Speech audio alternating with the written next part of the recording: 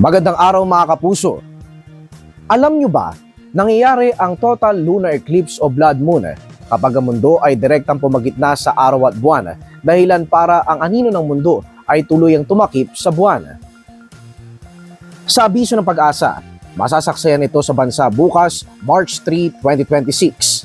Tatagal umano ng halos 1 oras ang total lunar eclipse o mula alas 7:04 ng gabi hanggang alas 8:03 ng gabi. Habang ang maximum eclipse ay inaasahan dakong alas 7:34 ng gabi.